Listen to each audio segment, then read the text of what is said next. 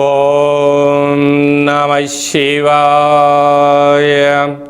ఓం నమో నారాయణాయ. నరదృష్టి నివారణ కాల భైరవాయ నమో నమః. హరి ఓం.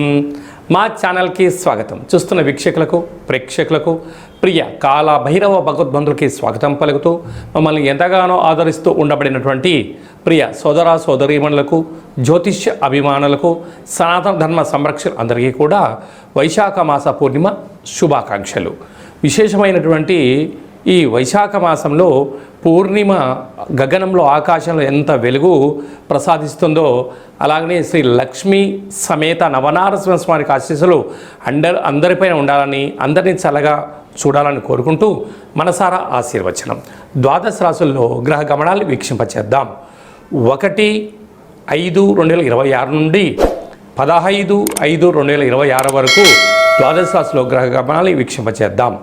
మేషరాశిలో ఏడాది తర్వాత రవి భగవానుడు సంచార స్థితి, అక్కడే బుధ సంచార స్థితి, బుధాదిత్య రాజయోగము మరియు శుక్రుడు స్వక్షత్రకారకుడు వృషభ రాశిలో, మిథున రాశిలో దేవగురు బృహస్పతి సంచార స్థితి, సింహరాశిలో కేతు సంచార స్థితి, కుంభరాశిలో రాహు సంచార స్థితి, మీనరాశిలో కుజుడు మరియు శని భగవానుడు సంచార స్థితితో ద్వాదశ రాశుల్లో గ్రహ గమనాలు ఈ విధంగా ఉన్నాయి.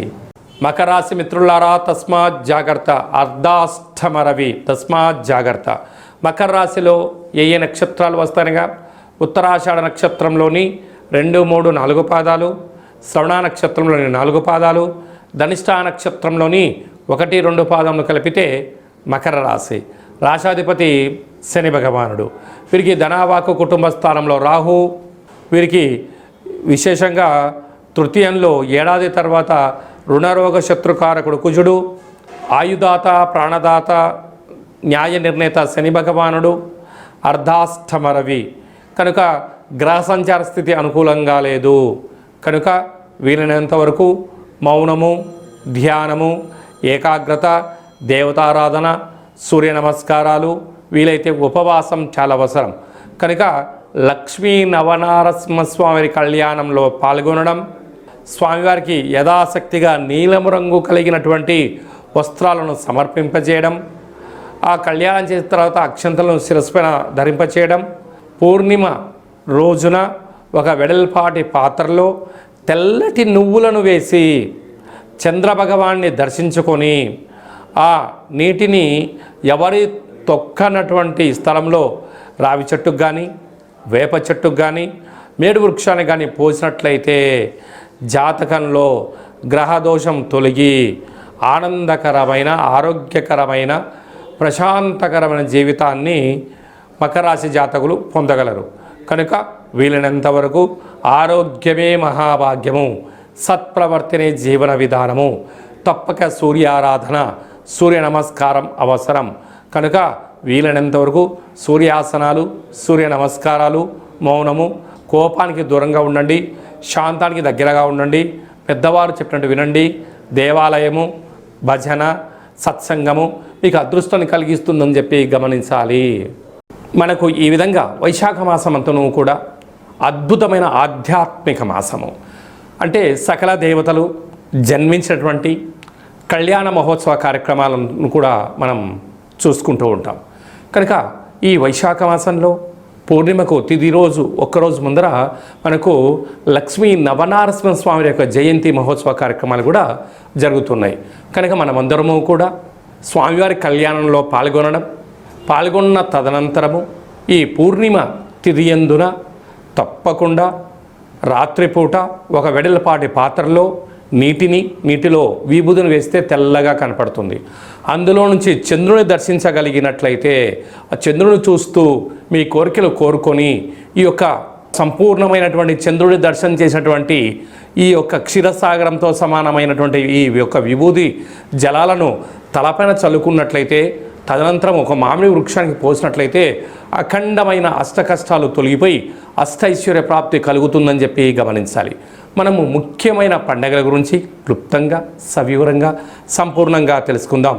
1వ తారీఖు మే నెల 2026వ సంవత్సరము వైశాఖ మాస పూర్ణిమ స్వాతి నక్షత్రంతో కూడుకున్న పూర్ణిమ సందర్భంగా సంపూర్ణమైనటువంటి లక్ష్మీదేవి కటాక్షం కోసం చేసేటువంటి పూజా కార్యక్రమం ఏ పూజ చేసినా, ఎందుకనగా లక్ష్మీదేవి క్షీరసాగర మదనంలో మనకు ఉద్భవించిందని మనకు వేదాలు చెప్తున్నాయి కనుక ఆ రోజు ఉప్పును పూజ చేసి ఆ ఉప్పును ప్రవహించే నీటిలో వేసిన లేకుంటే ఇంట్లో నైరుతి మూలలో ఉంచినట్టయితే లక్ష్మీదేవి కటాక్షం అపారంగా కలుగుతుందని చెప్పి కూడా గమనించాలి.